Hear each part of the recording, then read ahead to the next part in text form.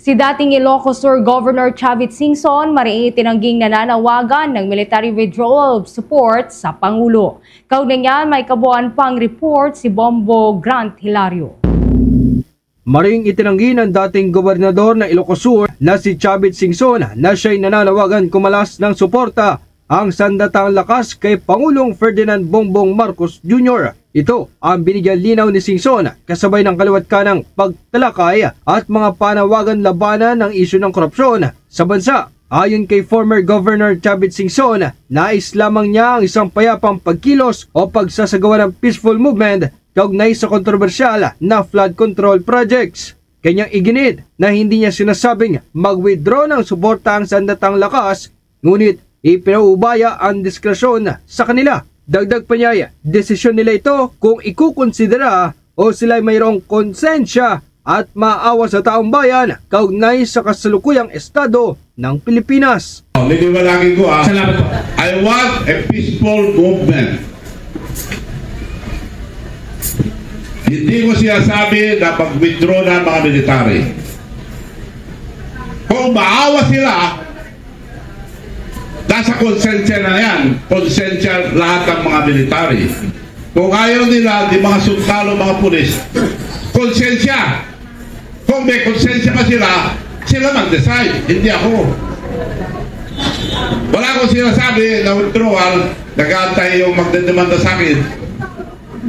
Dahil rito, may isa pang ulit niyang sinabi na ang panawagan niya peaceful movement, katuwang mga sundalo at sandatang para magbigay proteksyon. Ngunit binigyan linaw ng dating gobernador na wala siyang kinausap sa parte ng sandataan o militar para ito'y magbitaw ng suporta sa Pangulo. So, peaceful movement, tutulong ang military to protect. They are mandated to protect the Filipino people and the state. Nakakagulo ng Pilipinas. Manonood na lang po ba kayo? So wala akong kinakausap na mga military.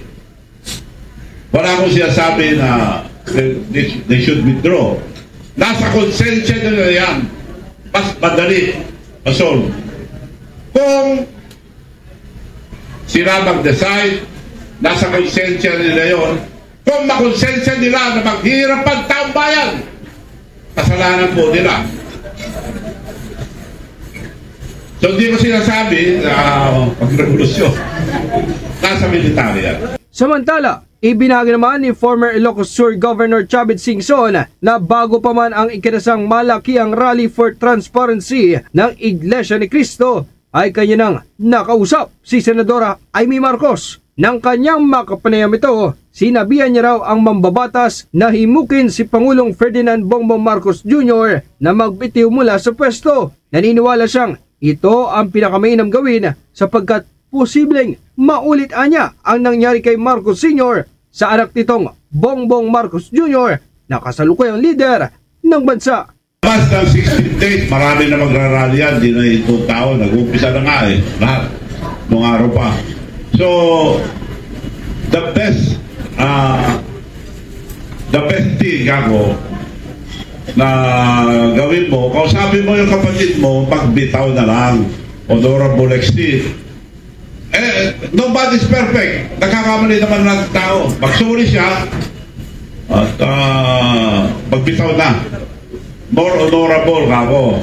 Bago makakarinig siya ng mga masasama. Kaya narinig yan, bumura lang ang tao.